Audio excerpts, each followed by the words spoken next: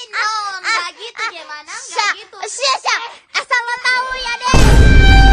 Tensura atau Tensei Citara Slime Dataken, anime yang katanya bakalan dapat season 3 di tahun 2024. Jadi mungkin sebelum season 3-nya rilis, gue pikir ini bakalan jadi ide yang bagus kalau kita bahas dulu sebagus apa anime ini.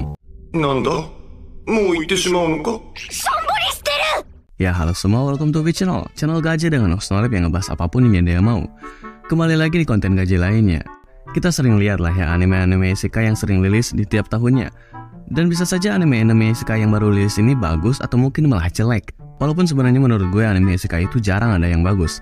Tipe-tipe isekai itu ada banyak. Ada anime isekai yang khusus untuk komedi dan parodi, bawa HP ke isekai, Raja Iblis, dan Raja Iblis. Kebanyakan cerita anime isekai itu kayaknya ditulis sama bayi yang cuma coret-coret pakai krayon gitu.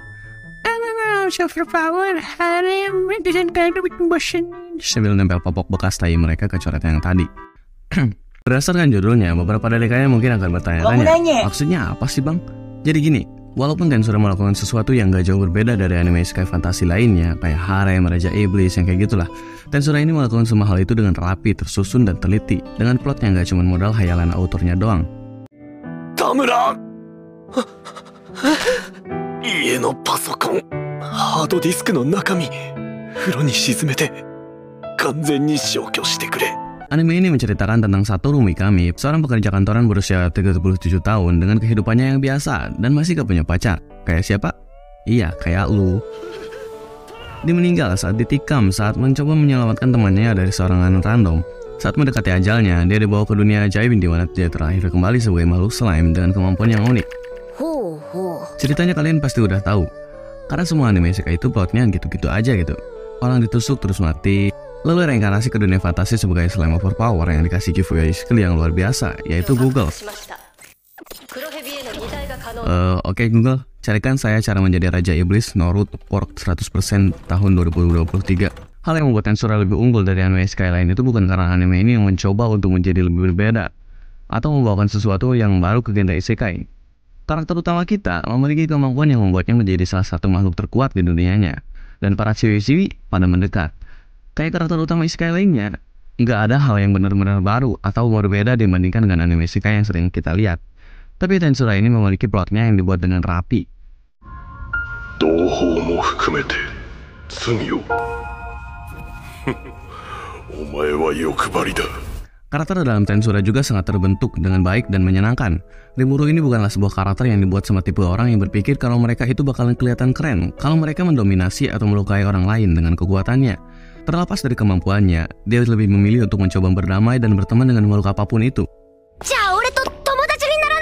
Dia itu punya sifat yang cukup unik, yang bisa membuat orang lain pindah ke sisi dia. Konflik dan pertarungan tetap terjadi, tapi itu hanya akan menjadi pilihan terakhir kalau tidak ada kesempatan untuk mencoba berdamai dengan lawannya. Dan semua tindakannya ini bukan didorong oleh kenaifannya, karena ada waktu saat dia benar-benar terpaksa harus melakukan kekerasan. Gak kayak Naruto yang ngelakuin kekerasan dulu, terus pas cakranya habis, baru minta berdamai. Progresnya juga cukup realistis. Dari desa lemah yang bangunannya bahkan gak bisa tahan sama tiupan angin, jadi sebuah negara yang lebih maju dari negara lainnya. Seiring berjalannya waktu dan orang-orang yang terus-terusan Rimuru bawa dapat membuat prosesnya menjadi lebih cepat. Seperti desa yang awalnya hanya ada goblin yang bahkan kesulitan untuk mencari makan, membuat pakaian, dan kekurangan tenaga untuk pembangunan. Rimuru membawa semua orang yang ahli dengan hal itu. Kayak, oh, pakaian kita mirip gembel, tenang, kita bakalan ke kota nyari orang yang bisa bikin pakaian, dan seterusnya, yang membuatnya realistis. Ada pertumbuhan yang bisa kita sadari, dari makhluknya yang bisa berevolusi hanya dengan diberi nama, ataupun negara monster yang awalnya tidak diakui, perlahan-lahan mulai diakui dan masuk ke dalam sebuah politiknya yang kental. Dan bukan hanya itu, mereka dapat membangun sebuah hubungan yang cukup memuaskan di sepanjang jalannya. Daripada memperebutkan atau bertikai untuk sesuatu, mereka memilih untuk melakukannya bersama untuk memecahkan suatu masalah. Gue suka sama world buildingnya. Tapi yang gue bicarakan di sini bukanlah tentang mapnya, melainkan banyak hal yang harus dia ketahui. Dimulai dari konsepnya, peraturan dunianya, politiknya, dan lain-lain. Contohnya ya, kayak ada negara yang membiarkan makhluk apapun masuk, dan ada juga yang berkebalikannya. Kayak negara yang memiliki agama yang tujuannya adalah untuk membasmi semua monster, padahal Tuhan yang mereka sembah itu adalah seorang Raja Iblis. Semua kebagusan itu ditampilkan dengan animasi dan visual yang bagus, soundtrack yang asik, sama sound effect yang meleleh di telinga. Semua ini menambah kualitas keseluruhan di anime ini. Salah satu kelemahan di anime ini adalah pacingnya yang lambat. Kalian pasti udah tahu sendiri. Soalnya anime ini kebanyakan rapatnya, dan mungkin animasi yang seperti ini gak bakalan cocok sama orang yang cuma suka glutnya. Tapi buat gue sih fine-fine aja ya. Soalnya gue gak pernah ngerasa ada hal boring di anime ini. Semua isinya dipenuhi oleh komedi dan keseriusannya yang membuat gue tetap nonton. 我が輩の親父殿が川の向こうで手を振ってるのが見えましたぞ。お前の親父は生きてるだろ。あ Walaupun anime ini hanya seperti anime isekai lainnya, anime ini memiliki tempat spesial buat gue. Anime yang gak pernah bikin bosan buat ditonton ulang mau berapa kali pun itu. Yang anime isekai lain gak bisa lakukan buat gue. Dengan cerita, detail, dan foreshadowing yang sudah direncanakan dengan matang dari awal. Tapi ya, mungkin segitu aja. Gue gak mau videonya kepanjangan karena ngeditnya bikin stres. Yaudahlah, gitu aja. See you next time. Bentar. Kalian masih nonton gak sih?